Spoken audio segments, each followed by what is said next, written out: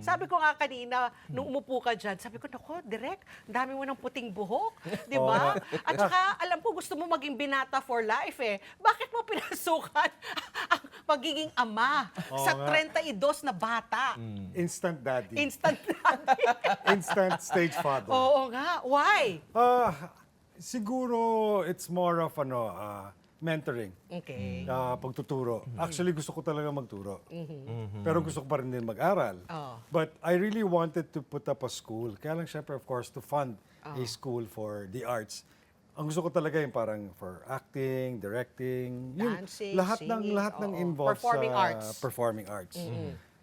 Maski hindi ako dancer, but as a mentor, I'd like to mentor like, pagtuturo ng filmmaking Yeah. or pag-artista. Pag-aartista. Pero nung sinabihan nga ako ni Miss Wilma na, Eric, gusto mo bang gawin to? Sabi ko, parang similar. So parang pareho lang naman siya.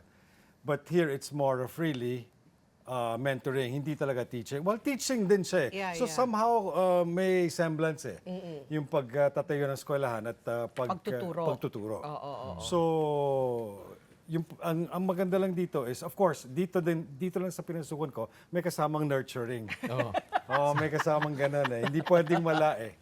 Hindi pwedeng wala. Because if you wanna build stars, kailangan mong alagaan yan. Yeah. So, 30 Until they've reached their full potential. Okay, my next question after ito lang gusto kong sundutan lang 'yan. Why 32? What's the magic in 32? Why 32 stars? Originally, dapat 25 lang. Oh, para net 25. Para na Okay, 25. symbolic. However, sabi ko, hindi pwede sayang eh. Why just put 25 when you can have 32? Out of how many auditions? Madami. Siguro more than 400 plus ang nag-audition. Madami. Tapos meron ding habol eh. Oh. Meron ding humabol. So meron din, kamukha nyo, nung umpisa namin, kulang kami ng boys. So nagpahanap ako sabi ko, hanap tayo ng boys. Kasi hirap hanapin talaga ng boys dun sa age na yun eh, yung from 15 to... Mga teenagers. Mga teenagers, mahirap hanapin yung mga ganyan. Eh. Oh, kasi generation ngayon, karamihan gusto mag-artista talaga. Paano yung selection process na ginawa niyo, Eric?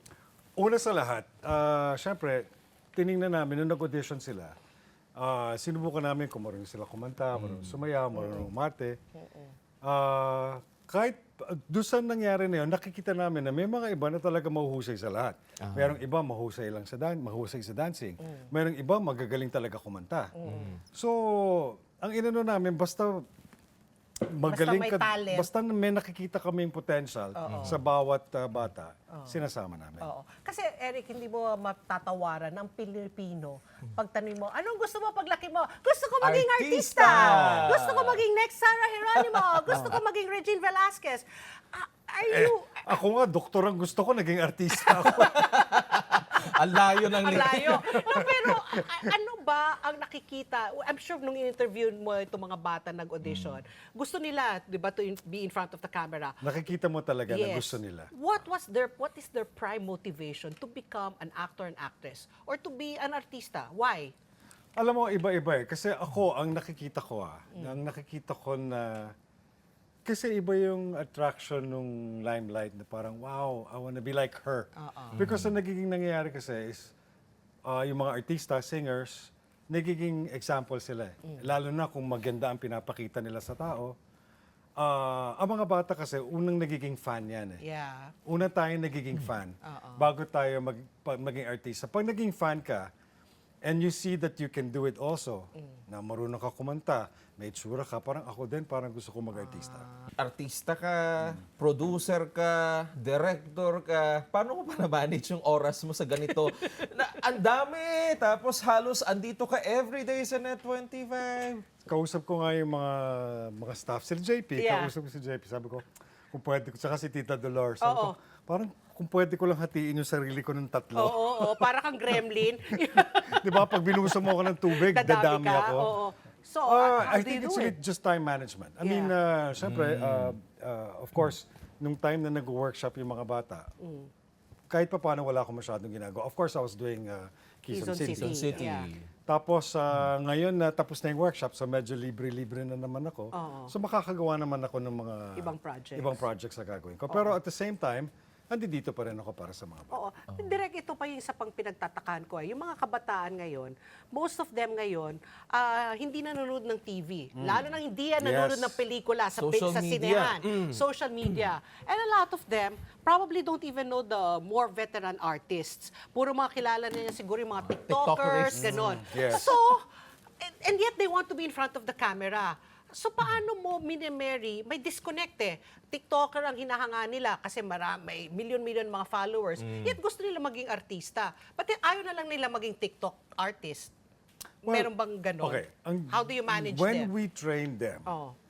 ang gusto ko talaga mangyari sa kanila is for them to be a brand. Not just an actor, not just a singer, not just a dancer or whatever. Ay gusto ko sa kanila, maging brand sila. And that's why during our workshop, we taught them, bago kami nag-acting workshop, meron kami mga imaging, may Yeah. personality, may styling, may branding, Yeah. merong speech. Ang dami nilang pinagdaanan. So kasi gusto kong mangyari sa kanila na apart from being an actor, they should be a brand. So part ng training is also to build up their social media accounts. Counts. Oo. So kailangan, sabi ko sa kanila, kung wala kayong ginagawa, magsayaw kayo. Ay, Kung wala kayong ginagawa, kumanta kayo. Or oo, basta, I've been telling them na the only way for them to become a brand is to do that. Yeah. Is to to be part of all platforms. Yeah, to be not just content free creators TV. for themselves. Yes, they have to be content creators as well. and performers as well. Oo. Yes.